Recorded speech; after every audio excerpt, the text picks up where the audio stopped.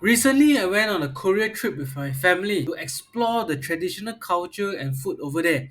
But boy, I was surprised by how many familiar US brands I can find over there. So we all know that South Korea is a country that has experienced rapid economic boom over the past decades, just like what Singapore has done. And in this video, I'm going to share 10 popular US companies I saw in the country itself and their relevance. Okay, so let's go. Number one is Airbnb. When we go traveling, okay, we always need to settle on the accommodation. For my family, it always boils down to either the hotel using Agoda, which is under parent company Booking Holdings, or Airbnb. And while we used to have the perception, okay, that Airbnb lodging maybe is cheap and not so well maintained or comfortable, my trip to Seoul has kind of changed my perception. In fact, have entirely used Airbnb for my whole trip, and I now see that Airbnb is now quite a popular choice for tourists as well. Quick look at Seeking Alpha shows that the Airbnb share price hasn't moved up much despite the growth in accommodation bookings. What I see is that there's a gap while Airbnb is performing well, there's more bookings and all that. The share price hasn't moved up much. And it's also heartening to see how Airbnb has become profitable. All right, it's now trading at a forward 33 times price to earnings.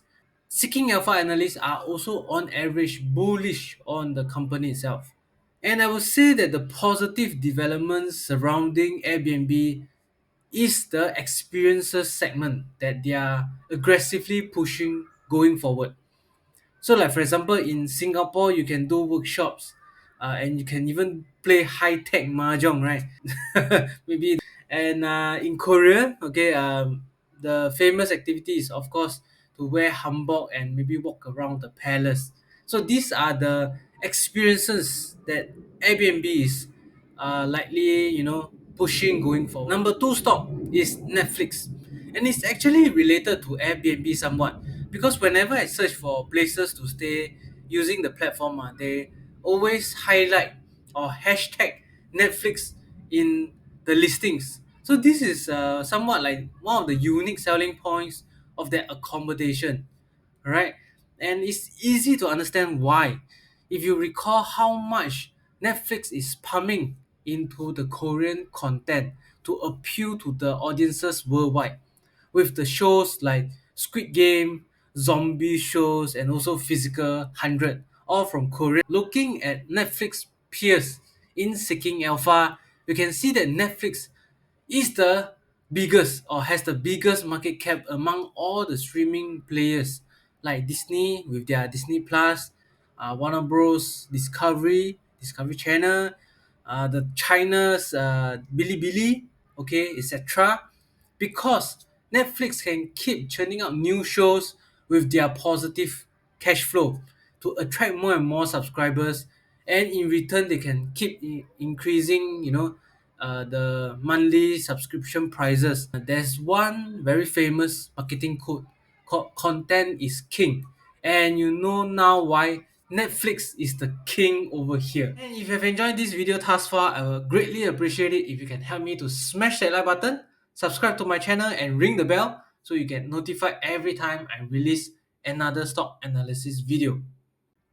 Next up, number three, we have e-commerce giant Coupang with a 24.5% leading market share compared to the close competitor Naver with a 23.3% gain market share, probably due to Coupang's rocket fast delivery services, which include same day and the next day delivery options. And in fact, I saw quite a few of their delivery vans in action when I was touring around the cafes in Korea.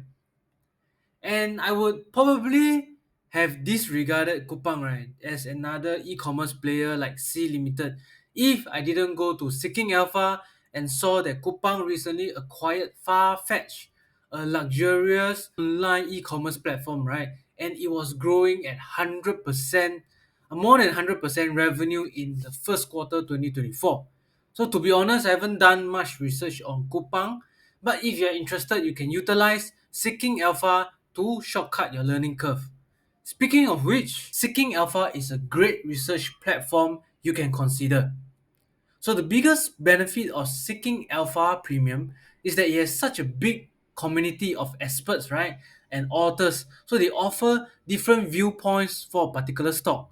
For example, if you're interested in Tesla, you can read up both on the bullish articles and also the negative ones to cover any loopholes that you might miss out on. And definitely check out the comment section because that's where a lot of juice is also hidden. On top of that, you can even follow your favorite analysts and be notified every time they release a new article. Still not enough stock ideas? Then you can use Seeking Alpha's robust stock screener with various criteria like top rated, quant, dividend growth, and rank them accordingly. So right now you can sign up for the 7 days free trial. Okay, so no money down. 7 days free trial and get 20% off the premium membership at only $189 per year. So don't miss out on this great offer and join over 250,000 premium members today. Moving on, number four, we have Apple, the maker of iPhones, iPads, etc. Okay, and the company has a strong presence in South Korea, despite Samsung having the native home ground advantage. While Samsung has the leading market share in South Korea, it feels like a given, right? The iPhone popularity has surged in the recent years. In fact, Apple now ships the most volume of smartphone units in year 2023, okay, surpassing the competitors like Samsung, Xiaomi, Oppo, etc. And heading over to Seeking Alpha, we can see that Apple has the best A plus grade. It's like getting the best grade out of school, in terms of the profitability. And it's easy to see why. First of all, Apple has a net margin of 26%, ROE of 147%, that's crazy, and capex to sales of only 2.3%. So capex is like how much you need to spend in order to continue your business running, right? And they're only spending 2.3% out of the sales revenue. I would say that all these are reflective of Apple's branding mode, okay, where people are just willing to pay more for their Apple products. And Apple has also been very smart, where they outsource all this manufacturing to other parties like Foxconn, right? So it's very cheap, and in the end, resulting in a very fat profit margins for them. Okay, so stocks number 5 to 7, okay, are the fast food brands we are always familiar with in Singapore. Okay, namely Burger King, KFC, and McDonald's. Okay, Burger King. Okay, Burger King is under holding company Restaurant Brands International, so it's listed. KFC wise is under Yum Brands with Pizza Hut, Taco Bell, alright, and McDonald's is just by itself lah. McDonald's, okay, McDonald's itself can be operated by many master franchises in other countries. And to be honest, while we are often intrigued by K-dramas and how they eat their traditional food, the fact is that many people are also now opting for fast food due to their hectic lifestyles and convenience, especially in Korea itself, right? And this bodes well for the fast food industry as a whole. And according to this study by Precedence Research, the fast food industry globally is well poised to grow at a healthy clip from 722 billion in 2023 to 1 trillion by 2032. So it's like having a steady kind of growth year on year basis. And the question now we need to ask is, which fast food restaurant do we believe it will continue growing in tandem in the future? Moving on, number 8, we have Nike, okay, a global leader in the athletic wear and footwear, okay. And to be honest, I'm quite fascinated when I keep seeing people wearing Nike sneakers and even Nike socks that in Korea, right, they have to go and take photos of them wearing the shoes and the socks.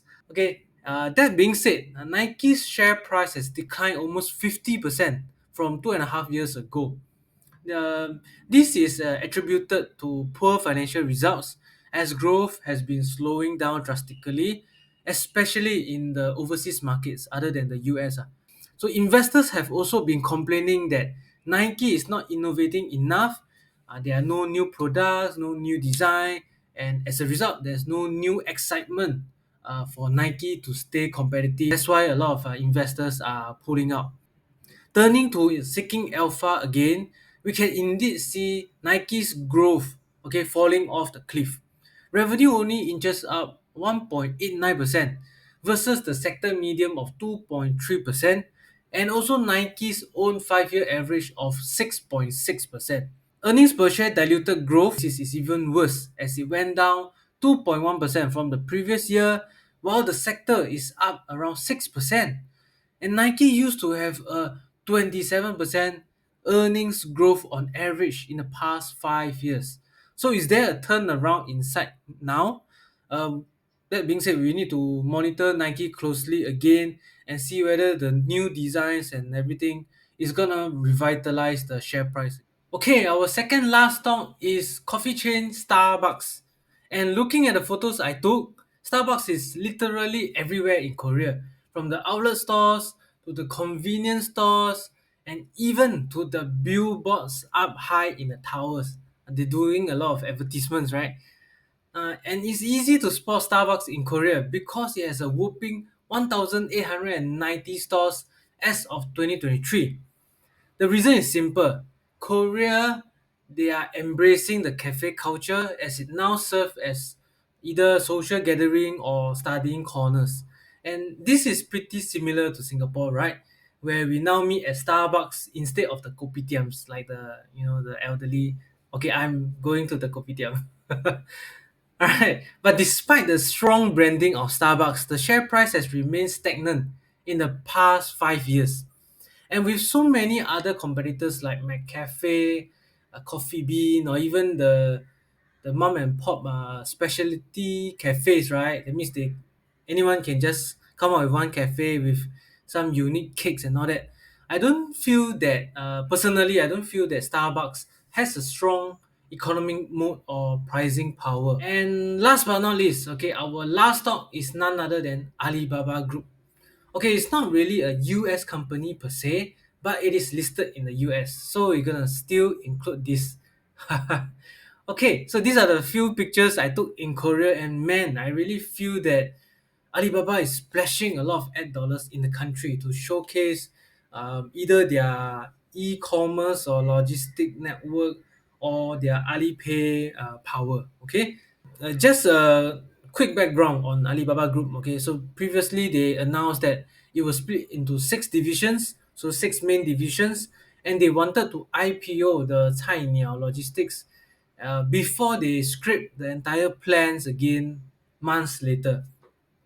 But a quick look over here, and we can see that Alibaba is really big. Okay, it's like a huge conglomerate, and there are a lot of ways, okay, for them to grow, either from maybe Ali Cloud, okay, or Cainiao, or even the revival of their e-commerce division. Other YouTubers or writers have always mentioned about how Alibaba is trading quite cheap in various measures. All right, and when I compare it to peers like JD or Amazon or C Limited in Seeking Alpha itself, Alibaba is really mostly cheaper from either the price to earning standpoint, the price to sales, or even the EV to EBITDA trading 12 months. The only question remains, okay, can Alibaba's new strategy reset work its charm in the face of a cooling Chinese economy, or can they also venture out, overseas and take on other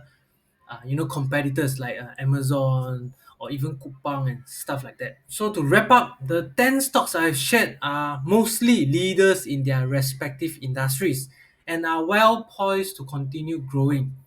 So what about you? Which company are you interested in and want me to do a deep dive on? Or which company are you invested in right now? Let me know in the comments down below. And if you have enjoyed this video thus far, I will greatly appreciate it if you can help me to smash that like button, subscribe to my channel and ring the bell so you get notified every time I release another stock analysis video.